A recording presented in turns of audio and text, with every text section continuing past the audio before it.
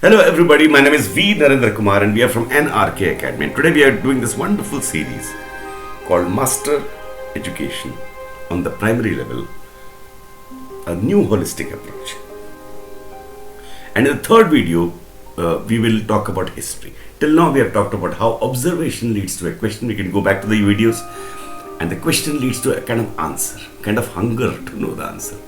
And in the second video we outlined all the subjects: history, geography, political economy, arts and philosophy and psychology and maths and physics and chemistry and biology. Now, how do these apply in the primary level? So in the third video we'll talk about history. In each of the videos we'll talk about the subjects one after the other. And finally you will see that a whole picture is almost emerging about what the so-called syllabus is. The syllabus is our world. History. So this is just a cue.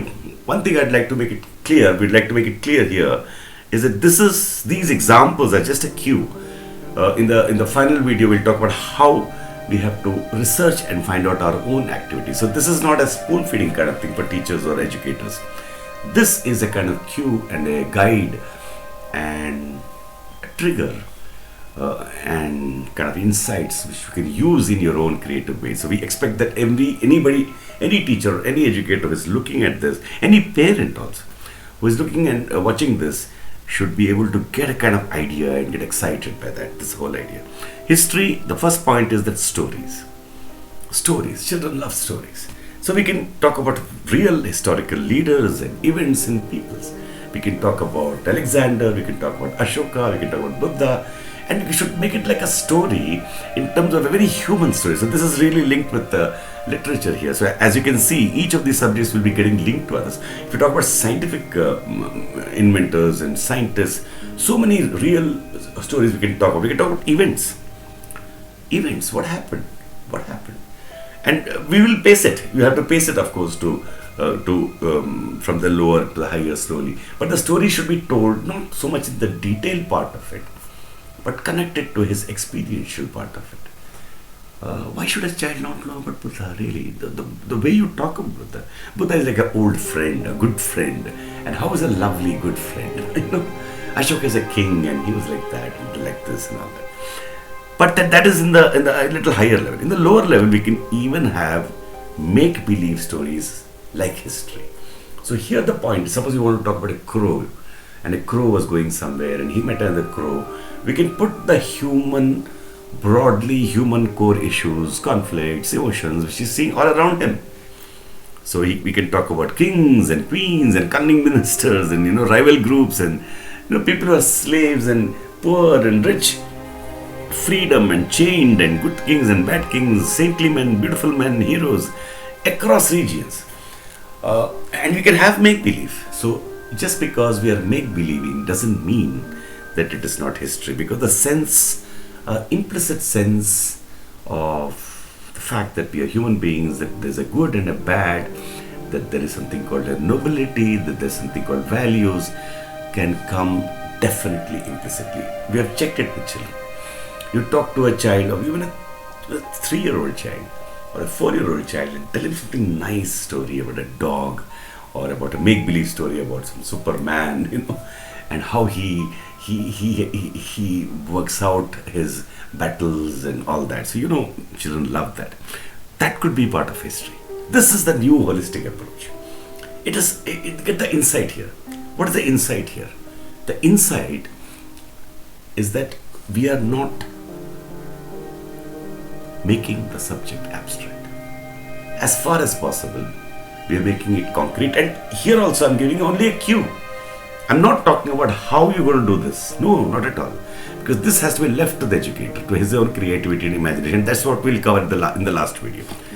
And we can have mythical stories, definitely. Every culture has its own mythical stories. It's good to start with your own culture, your own region, even your own local region. There was this guy and he was like this and he was like that, and then you can talk about mythical stories. In India, for example, the Ramayana, Mahabharata, Krishna, Shiva. Then you can talk about Greek gods, and in every culture, and that's the research you have to do. There could be a third thing. It's not just stories. We could have things to see. For example, we can show him either through museums or through videos. There is nothing wrong in showing a beautiful, wondrous video. So we can show how the early men were without any clothes and all that. So the child is able to contrast how they were same and how they were different, how the kings were. It's very surprising for a child to know that the kings had no fans and no AC. Even a simple thing like that in the early age will give him a sense of time, sense of movement, sense of implicitly. See, the observation leads to the question. The question leads to the answers. The answer, by answer I mean the hunger. When a child, this is what happens to great people. Something strikes them. That is a level of experiential, guided, observational things you should do, for a child. A good educator knows that implicitly. And we'll come to that, of course. I'm foreshortening now. We'll come to that when we finally talk about how an educator should be. So how same and different they were, all observational. The clothing, I'm giving some few examples only. Again, I'm repeating, this is just a cue. How the coins were, they were not the rupee notes or something like that which we have today. How the swords were, there are no swords right now. We have guns and all that. Chariots, there were no cars then, right? Food maybe was the same types of people. Hierarchies were there. There were the noblemen and there were the slaves and there were the merchants and all that. You can also talk about the looks of people from various regions, past and present also. You can link it to geography.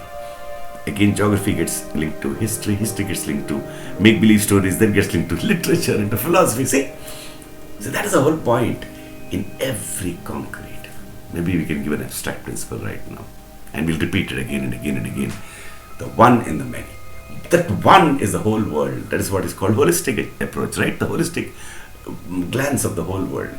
And in every concrete you can show.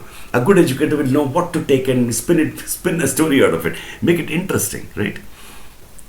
Again, I repeat, we are not talking about how we are going to, I'm not talking about which activity I'm going to do now, which clothing. That can be easily done, and that also we'll talk about in the last video. And we can look at the wonders like big monuments, pyramids, the Taj Mahal, forts, villages, rich and poor, etc., etc., etc. So many things. In fact, you can't even exhaust it. So you have to do the selectivity, right? And again, we don't have to worry so much about selectivity. We have to worry about selectivity, but not so much. It's not that we have to literally show everything, because one thing leads to another. Finally, it keeps getting connected. Like Picasso says, I don't search, I find.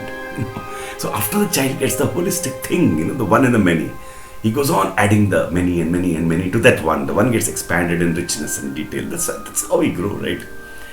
And when he grows up, let's say by 40, he'll have a very detailed, rich understanding of the world. But it starts as if he knows everything. Are you getting me? Then you can show family album. The fourth idea is that you can show family album. Because you have to start from very concrete and then go to abstract. Isn't it what they call known to unknown? So you can show you this is your father.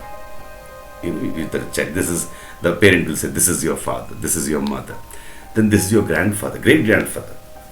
You can show them the kind of why we are in this region. Yeah, really, even that for the child, even that is new. Why we are in this region. How comes we came? Suppose there's a Sindhi who has come to South India and is living there, the parent, and he talks about what is being Sindhi. Why my name is some Satwani or Advani. Talk about names, and you can connect it to the people around he's seeing, to his locality, to his neighborhood, rich, old and young and very young. So again, he gets a sense of time. The fourth point. And that completes just a cue. There is, of course, you can add more syllabus here.